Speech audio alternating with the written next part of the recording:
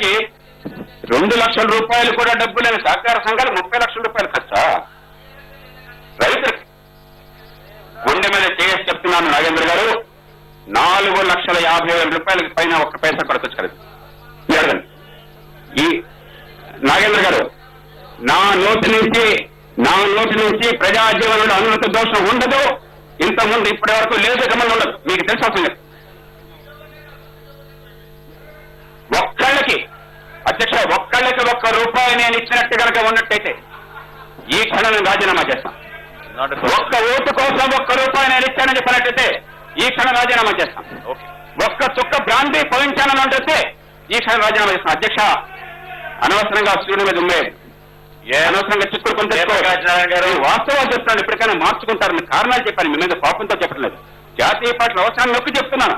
మీకంటే ఎక్కువ జాతీయ చివరికి వస్తున్నాను. విద్యుత్తంగా చూడండి అధ్యక్ష. చివరికి వస్తున్నారా?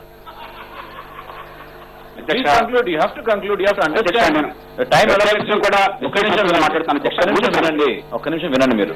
Please listen to me. ఇవాళ దేశం మొత్తంలో 74 దేశాలు, ప్రపంచం మొత్తం 74 దేశాల మధ్య ఒక సర్వే జరిగితే 15 ఏళ్ల పిల్లల చదువు ఎట్లా ఉందని చెప్పని అధ్యక్ష, సిగ్గుచేటు మన దేశం అడుగు నుంచి 2వ స్థానంలో ఉంది, 73వ స్థానాలు. అధ్యక్ష, దేశంలో మన రాష్ట్రం అట్టడుగు స్థానాల్లో ఉన్న రాష్ట్రాల్లో 15,000 కోట్లు పాఠశాల విద్య ఖర్చు పెడుతున్నాం. ప్రతి బిడ్డకి గవర్నమెంట్ స్కూళ్లలో ఏడాదికి 18,000 ఖర్చు అవుతుంది అధ్యక్ష. ఆ బిడ్డల ప్రమాణాలు చూడండి అధ్యక్ష. ఎక్కడైనా ఆలోచన మనకి బిడ్డలకు ఎందుకు ఈ ప్రమాణాలు ఉన్నాయి? ఎందుకని 15 ఏళ్ల పిల్లలకి డబ్బున్నా లేకపోయినా ఏ కులంలో పుట్టినా కూడా రేపొద్దున కలెక్టర్ కొడుకుతో, మంత్రి కూతురుతో బిడ్డలు పోటీపడే వ్యవస్థ కావాలన్న పోరాటం పని చేశాం అధ్యక్ష. ఒక్కరోజు మోసం అంటుల్లా కనీసం సమస్యను గుర్తించామా? ఆ సమస్యను గుర్తించే పరిష్కారం ఏదని చెప్పి సూచించామా? విధానాలు చేపట్టామా? ఎందుకని అధ్యక్ష? అమెరికాలో, బ్రిటన్లో ఈ పని చేస్తుంటే భారతదేశం అంతకంటే గొప్ప దేశం అయిందా? చైనా ప్రపంచంలో నెంబర్ 1 గా ఉంటే, వాళ్ళ విద్యలో నెంబర్ 1 గా ఉంటే, ఒక పేద దేశం అయింది కూడా మనం అంత అధ్వానంగా ఉండాల్సి వచ్చింది అధ్యక్ష. స్థానిక ప్రభుత్వాలకి నిధులు ఇచ్చినట్టయితే, స్థానిక ప్రభుత్వాలు నిజంగా అధికారం ఇచ్చినట్టయితే, జిల్లా ప్రభుత్వాన్ని ఏర్పాటు చేసినట్టయితే, ఏ పంచాయతీ తలసరి ₹1000 ఇస్తే అధ్యక్ష రాష్ట్రంలో నక్సలిజం ఉండేది కాదు, రాష్ట్రంలో ప్రాంతీయతత్వం ఉండేది కాదు. అధికారాన్ని కేంద్రీకరించి చూడండి, చర్చంతా కూడా ముఖ్యమంత్రి. ఎందుకు అధ్యక్ష? ఒక బడి పంతులు బదిలీ కోసం ముఖ్యమంత్రికి ఫైల్ వెళ్ళాలా? అవునా కదా చెప్పండి పెద్దలు? బడి పంతుల బదిలీ కోసం ముఖ్యమంత్రికి ఫైల్ వెళ్ళాలా? అధికారాన్నంతా కేంద్రీకరించి పెట్టింది ఎవరు అధ్యక్ష? ప్రజలు అసంతృప్తి నిండిపోయింది అధ్యక్ష. వీడు బడి పంతులు ఒక మండలం నుంచి మరో మండలానికి ఒకే జిల్లాలో ఇద్దరు అనుమతి కోరి, ఇద్దరు కూడా ఒప్పుకొని మేము మారాలని చెప్పంటే ముఖ్యమంత్రికి ఫైల్ వెళ్ళాలా అధ్యక్ష? ఇది పరిపాలన అధ్యక్ష. అయిపోయింది అధ్యక్ష.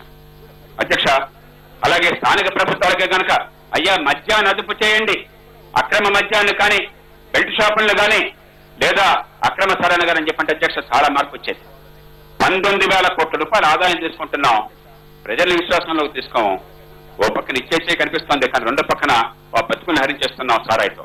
దాన్ని మార్చే ప్రయత్నం చేయట్లా అధ్యక్ష. చివరిగా 2 డిమాండ్స్తో క్లోజ్ చేస్తాను. సర్వీస్ గ్యారంటీ యాక్ట్ అధ్యక్ష, మీ సేవ మంచి ప్రయోగం, కానీ అది చాలదు అధ్యక్ష. కేంద్రంలో మీ పార్టీ ప్రభుత్వం చట్టాన్ని తీసుకొస్తున్నది.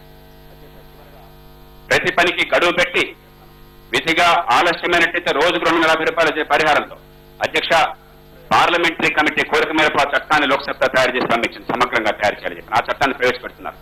అధ్యక్ష, మీరు చేసిన మంచి పనులు కూడా రాష్ట్రంలో పెట్టరా? అదే రీతి అధ్యక్ష, జాతీయ స్థాయిలో లోక్పాల్ చట్టం తీసుకొచ్చారు. దురదృష్టవశాత్తు అక్కడ బాధ్యత మీది కాదు, ప్రతిపక్షాలతో బాధ్యత. జాతీయ స్థాయిలో దేశ భవిష్యత్తును మర్చిపోయి రాష్ట్రాల హక్కులని చెప్పిన మాట చెప్పి లోకాయుక్త లేకుండా జాతీయ స్థాయిలో చేసిన పాపం పౌర సమాజానికి, ప్రతిపక్షాలది. కానీ అధ్యక్ష, జాతీయ స్థాయిలో మీరు తీసుకొచ్చే లోక్పాల్ లాంటిది రాష్ట్రంలో లోకాయుక్త తీస్తారా? రంగు రుచి వాసన లాంటి లోకాయుక్త మీకు కావాల్సింది. ఏ అధికారం లేకుండా ఉండాలా? ఏసీబీని అడుగులొత్తాలా? ఏసీబీ డైరెక్టర్ ఇష్టం వస్తే ట్రాన్స్ఫర్ చేసి పారేయాలా? ఐఏఎస్ ఆఫీసర్ల మీద 20-30 మంది మీద కంప్లైంట్స్ వచ్చి ఎంక్వైరీ చేసి ప్రాసిక్యూషన్ కోసం అనుమతి కోరితే అవన్నీ కింద కుర్చీ భద్రంగా ఉంచుకోవాలా? అధ్యక్ష, స్వతంత్ర ప్రత్యేక కోర్టులు ఏర్పాటు చేయరా? ఏసీబీ స్వతంత్ర ప్రతిపత్తి ఎవరా? లోకాయుక్తను బలమైన సంస్థగా ఏర్పాటు చేయరా? ఆస్తుల ఖర్చు కోసం చట్టాన్ని చేయరా?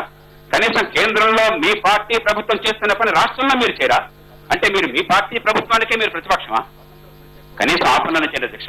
కాబట్టి 6 అంశాల్లో అధ్యక్ష, విద్యుత్తు, వ్యవసాయం, స్థానిక ప్రభుత్వాలు, విద్య, రైట్ టు సర్వీసెస్ యాక్ట్, 6వది అవినీతి నిరోధం కోసం సరిపడా సమగ్రమైన చట్టం. ఆ చట్టాన్ని అధ్యక్ష మీ సమక్షంలో ఇచ్చాను, ముఖ్యమంత్రి గారు స్పీకర్ గా ఉండగా ఇచ్చాను, ఆనాటి ప్రభుత్వానికి ముఖ్యమంత్రికి ఇచ్చాను. ఇప్పటి వరకు దాని గురించి మాట్లాడి ఊసుకోలేదు. అవినీతి గురించి అందరూ మాట్లాడతారు. అవినీతి నిజంగా మనం అదుపు చేయాలని చెప్పంటే చట్టం చేయడం కోసం చేతులు రావు, దాని గురించి మాట్లాడడం కోసం నోరు రాదు. అంటే ఏమిటి అధ్యక్ష, అవినీతి నేను చేస్తున్నంత కాలం కొనసాగాలి, పక్కాడి చేస్తే వ్యతిరేకించాలి. ఇదే ధర్మం అధ్యక్ష. అధ్యక్ష, ఇప్పటికైనా సరే నేను ఆవేశంగా మాట్లాడిన కొంతమంది బాధపడుతుంటే నేను ఆవేశం ధర్మాగ్రహమే. వ్యక్తిగతంగా నాకు ఎవరైనా కోపం లేదు. కొన్ని ప్రయత్నాలు మీరు చేస్తున్నారు, కానీ ఇప్పటికి కూడా మీరు నిజాయితీగా దీన్ని మార్చాలని కోరిక. ఎందుకంటే భయం